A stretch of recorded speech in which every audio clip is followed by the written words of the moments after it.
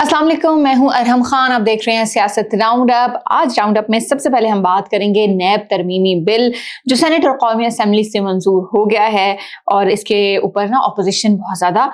शोर भी मचा रही है, एहतजाज भी कर रही है, उसका भी हम डिटेल से जिक्र करेंगे। अच्छा, हुआ इस तरह से है कि ये जो नैब तरमीमी बिल है इसके अंदर वफाकी हुकूमत को चेयरमैन नैब की मुद्दत में मजीद 3 साल तौसी का इख्तियार देने और एहतसाब अदालतों के दायरा कार में अपीलों को शामिल करने की तजवीज़ शामिल है। बिल के मतन के मुताबिक जो नैब मुकदमात में माली हद हर साल महंगाई के मुताबिक एडजस्ट करने की तजवीज़ भी है और पाकिस्तान ब्यूरो ऑफ स्टैटिस्टिक्स के जो इन्फ्लेशन इंडेक्स के मुताबिक माली जो हद है वो मुकर्रर होगी। अच्छा जी, सेनेट इजलास में जो सेनेटर अब्दुल कादिर हैं उन्होंने अपना निजी बिल पेश करने के लिए वो खड़े हुए, तो उन्होंने कहा कि मेरा एक और बिल भी है और वो ऐवान में पेश कर रहा हूँ, उसे फौरी जो है ना वो मंजूर किया जाए। तो जो सेनेटर अब्दुल कादिर हैं उन्होंने नैब तरमीमी बिल मंजूरी के लिए पेश किया तो अपोजिशन ने एहतजाज शुरू कर दिया। सेनेटर कामरान मुर्तज़ा ने कहा कि भाई बिल ना एजेंडे में है और ना ही इसे ज़िमनी एजेंडे के तौर पर लाया गया, जिसकी वजह से चेयरमैन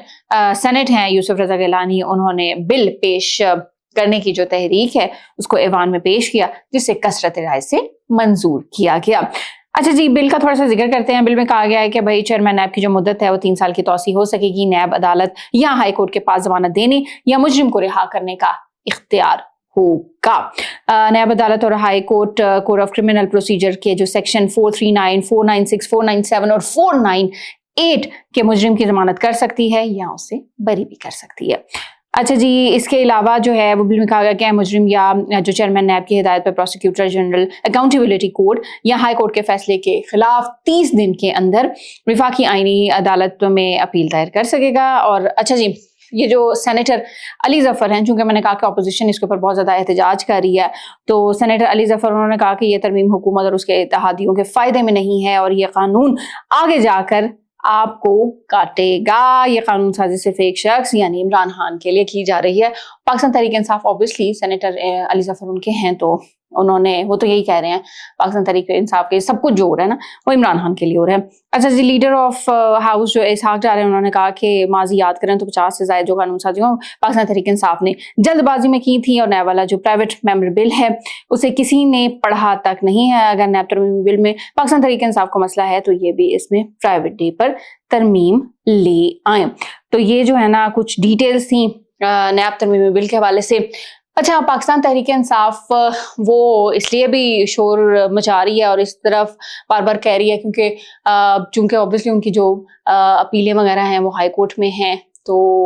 उनको यही है कि भाई फिर वो सुप्रीम कोर्ट में जानी थी, लेकिन वो अब ये होगा कि भाई सुप्रीम कोर्ट में नहीं जाएंगी, वो आईनी अदालत के पास जाएंगी। तो इसलिए जो पाकिस्तान तहरीक इंसाफ है वो इसके ऊपर बहुत ज़्यादा उनको ऑब्जेक्शंस हैं और वो बहुत ज़्यादा इसके ऊपर शोर भी मचा रहे हैं। अच्छा, अब बात कर लेते हैं वज़ीर आज़म पाकिस्तान शहबाज शरीफ की, जो अपनी कोशिशों में लगे हुए हैं मशरिक़ वस्ता में जो कशीदगी है उस हवाले से वो अपना किरदार अदा कर रहे हैं और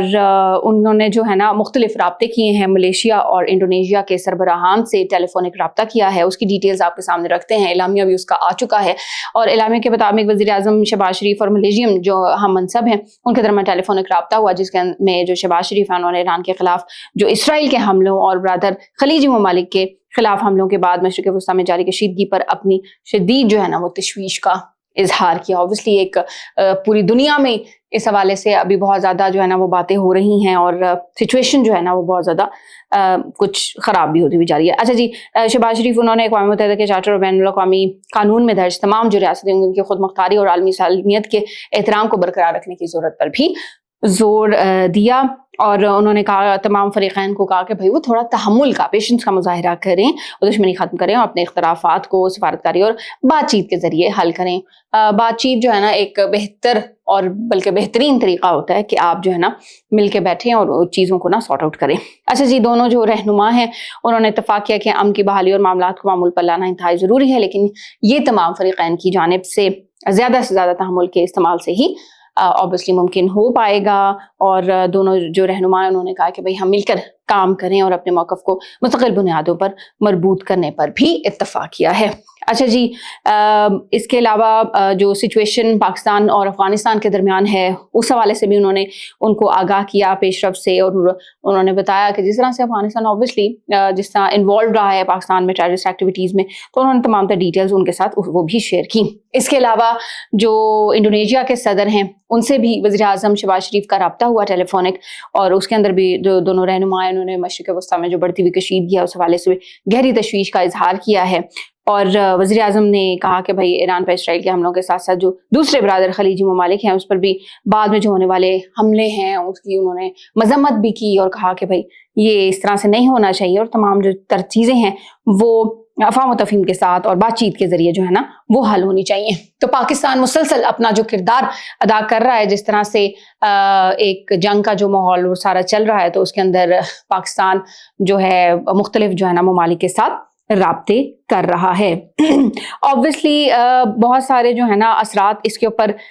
پڑ رہے ہیں، تیل کی قیمتیں اس حوالے سے بہت زیادہ بات چیت ہو رہی ہے، تو ایک بری خبر بھی ہمارے تک پہنچی ہے تو آپ کے سامنے ہم وہ رکھتے ہیں۔ بہرحال یہ ابھی ایک تجویز ہے، دیکھتے ہیں کہ اس کے اوپر کوئی پیش رفت ہوتی ہے یا نہیں، آنے والے دنوں میں کلیئر ہو جائے گا، لیکن مجھے لگ رہا ہے کہ شاید اسی طرح ہو بھی جائے۔ اچھا جی، وفاقی حکومت کی جانب سے جو پیٹرولیم مصنوعات ہیں ان کی قیمتیں مقرر کرنے کے لیے کچھ تجاویز سامنے آئی ہیں، اور پہلے تو ہوتا تھا نا 15 دنوں کے بعد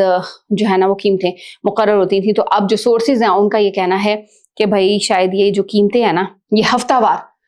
طے کی جائیں، اس کے اوپر ایک تجویز جو ہے نا وہ زیر غور ہے۔ ذرائع کا یہ کہنا ہے کہ پیٹرول اور ڈیزل کی قیمتیں انٹرنیشنل مارکیٹ کی جو اوبویسلی جو پوزیشن جو ابھی آج کل جو حالات چل رہے ہیں اس کے مطابق ہی ایڈجسٹ کی جائیں گی، اور معاشی ٹیم کی مشاورت سے وزیر اعظم قیمتوں کو ریوائز کرنے کا فیصلہ کریں گے، اور پاکستان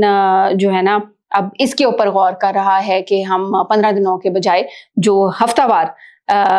قیمتیں ہیں نا اس کا تعین کیا جائے۔ تو یہ کہ تھوڑی سی ایک بری خبر بھی ہے،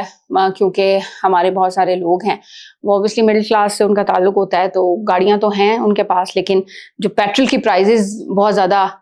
بڑھنے کا ایک خدشہ پیدا ہوتا چلا جا رہا ہے، اور اگر ہفتہ وار اس کے اندر تبدیلی ہوگی تو لوگوں کا بجٹ بھی obviously ڈسٹرب ہوگا۔ لیکن جو مشرق وسطیٰ کی جو صورتحال ہے وہ بڑی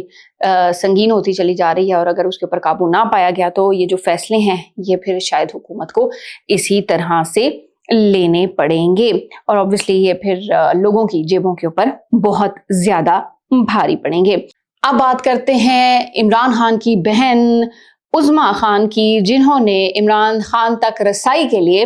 آرٹیکل 199 کے تحت اسلام آباد ہائی کورٹ سے رجوع کیا ہے، اور عظمیٰ خان انہوں نے ہائی کورٹ سے رجوع کرتے ہوئے جو موقف اختیار کیا ہے وہ یہ ہے کہ عمران خان کو علاج کے لیے ہسپتال منتقل کر کے ان کے طبی معائنے اور علاج کے دوران ان تک رسائی دی جائے، عمران خان کی صحت سے متعلق فوری اور بر وقت معلومات بھی فراہم کی جائیں، اور عمران کا طبی معائنہ ان کے پسند کے ڈاکٹر سے کروانے کا انتظام کیا جائے۔ ڈاکٹر خرم مرزا، ڈاکٹر عاصم یوسف، ڈاکٹر فیصل سلطان اور ڈاکٹر سمینہ نیازی کو طبی معائنے میں شامل کیا جائے۔ اس کے علاوہ جو عظمیٰ خان ہے ان کی جانب سے استدعا کی گئی ہے کہ عمران خان کے بلڈ ٹیسٹ کروائے جائیں اور علاج کے لیے شفا انٹرنیشنل ہاسپٹل منتقل کیا جائے، اور یہ پاکستان تحریک انصاف بڑے عرصے سے کہہ رہی ہے کہ ان کو شفا انٹرنیشنل جو ہاسپٹل ہے نا وہاں پر اور ان کے ذاتی معالجین تک ان کی جو ہے نا وہ رسائی ممکن بنائی جائے۔ تو ابھی انہوں نے جو عظمیٰ خان ہے انہوں نے باقاعدہ جو ہے نا وہ اسلام آباد ہائی کورٹ سے رجوع کر لیا ہے۔ اچھا، اس کے علاوہ انہوں نے کہا کہ دوران حراست اور علاج کے دوران معالجین، اہل خانہ اور وکلاء کو عمران خان تک مسلسل جو رسائی بھی ہے فراہم کی جائے۔ درخواست میں استدعا کی گئی ہے کہ عمران خان کی گزشتہ 3 ماہ کی جو بلڈ ٹیسٹ، آئی ٹیسٹ اور تشخیصی جو رپورٹس ہیں اس سمیت تمام جو ان کا ایک میڈیکل ریکارڈ ہے نا وہ فیملی کو، وکلاء کو فراہم کیا جائے۔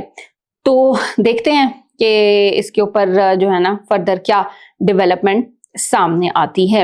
اچھا جی، اب آخر میں بات کر لیتے ہیں کہ اسلام آباد ہائی کورٹ نے عمران خان کو علاج کے لیے شفا انٹرنیشنل منتقل کرنے کی جو درخواست تھی اس پہ جو فریقین ہیں ان کو نوٹس جاری کر دیے ہیں۔ اسلام آباد ہائی کورٹ نے مرکزی جو فریق ہے ڈسٹرکٹ الیکشن کمشنر اسلام آباد کو بھی نوٹس جاری کرتے ہوئے جواب طلب کر لیا ہے۔ جسٹس ارباب محمد طاہر اور جسٹس خادم حسین سومرو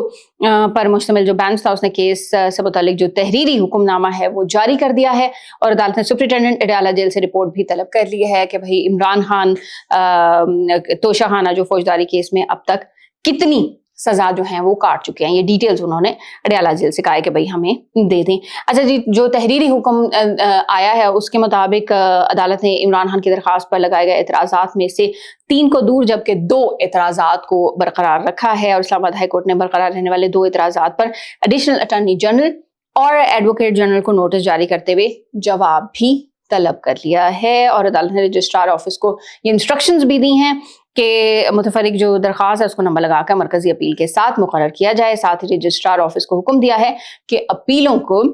जो पेपर बुक है वो आइंदा समात यानी 10 मार्च से जो पहले है वो तैयार कर लिया जाए। जो अगली समात अब इसके हवाले से होनी है, इसका अब तहरीरी हुक्मनामा आ गया। जब ये फैसला जब समात हुई थी 1-2 दिन पहले, तब हमने आपको वो खबर भी दे दी थी। तो आज तहरीरी कल आया था तहरीरी हुक्मनामा, तो वो आपके साथ हमने शेयर कर दिया। 10 मार्च को इसके ऊपर जो है ना वो आइंदा समात होनी है। तो देखते हैं कि फर्दर डेवलपमेंट्स ये जो अस्पताल मुंतकिली के हवाले से उसके ऊपर क्या होती हैं। जो भी कुछ डिटेल्स होंगी वो हम आपके साथ जरूर शेयर करेंगे। ये था आज का सियासत राउंड अप। इंशाल्लाह अगले एपिसोड में आपसे फिर मुलाकात होगी। अपना बहुत सारा ख्याल रखिएगा। पाकिस्तान जिंदाबाद।